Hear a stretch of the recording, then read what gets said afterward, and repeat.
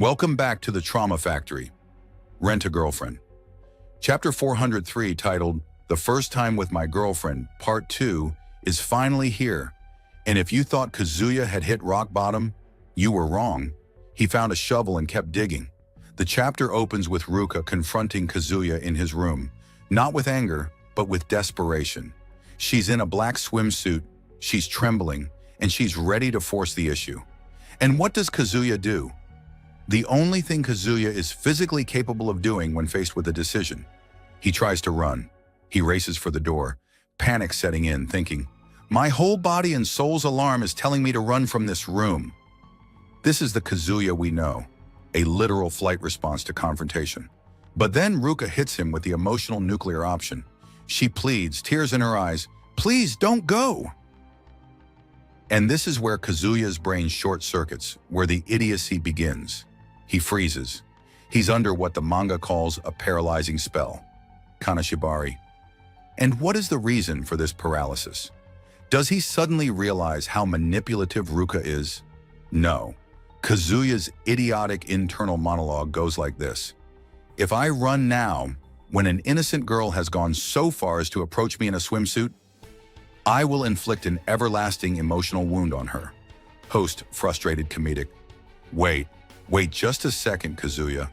What about the 5 years of emotional wounds you've already inflicted by refusing to end a fake relationship? What about the emotional scar she has from thinking she's competing with a rental girlfriend? Running away right now is the kindest thing you could possibly do. But Kazuya, in his supreme wisdom, decides the worst thing he can do is be the villain. He's more afraid of hurting Ruka's feelings than he is of leading her on for another 2 years. Because of this paralyzing guilt, he can't move. And Ruka knows this man better than he knows himself. She grabs his shirt, pulls him onto the bed, straddles him, and plants a huge, desperate kiss on him. She says the most tragic line, "Not at the entrance." The lack of dignity here is heartbreaking, and it's all fed by Kazuya's fear of a clean break. Now let's pause Kazuya's mental gymnastics and focus on Ruka, because this chapter redeems her character in the most tragic way. After all the forcing and all the possessiveness, she finally throws in the towel on winning the main prize. She admits to Kazuya, "I don't have the courage to insert myself between you two to the point of destroying your relationship." She knows. She saw the Hawaii trip. She knows he loves Chizuru. She knows she lost. But here's the desperate final move she makes. She negotiates her own self-worth.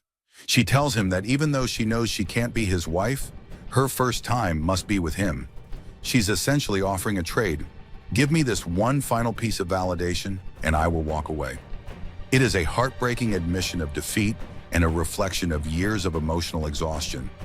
She's settling for the consolation prize because Kazuya has never given her the definitive answer she needed to move on. The scene hits its absolute breaking point. Ruka is begging, Kazuya is frozen by guilt, and we're all screaming at the page. This is the moment where Kazuya has a chance to be a hero, not just to Chizuru, but to himself and Ruka. He finally breaks free, pushes Ruka away, and yells, "No, I love Mizuhara!" Host, "Okay, we take the win." He said the name. The words finally escaped his mouth. After 403 chapters and 1,000 internal monologues, he actually articulated his feelings under duress. But this is where the idiocy comes back. Did he use that moment of clarity to follow up and say, "Ruka, we are done. I cannot be with you"? No, he just says the name and stops. He rejects the intimate act, but he fails to set the concrete boundary that would end the charade. He is still paralyzed by his fear of being the bad guy. He's like a surgeon who performs a successful bypass, but then leaves the patient stitched up with the scalpel still inside. This means Ruka can still cling to the sliver of hope that he just wasn't ready right then. And this opens the door for the most infuriating thing in all of manga. The Misunderstanding Arc 3.0. My prediction, Chizuru is going to show up at that apartment. She's going to find Ruka semi-undressed, and Kazuya's inability to communicate clearly will once again throw the relationship and the entire manga into a chaotic spin for another 50 chapters.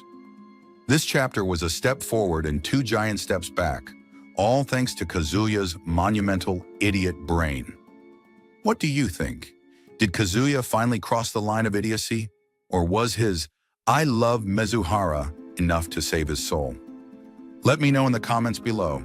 Like, subscribe, and let's pray for the dignity of Kazuya's character.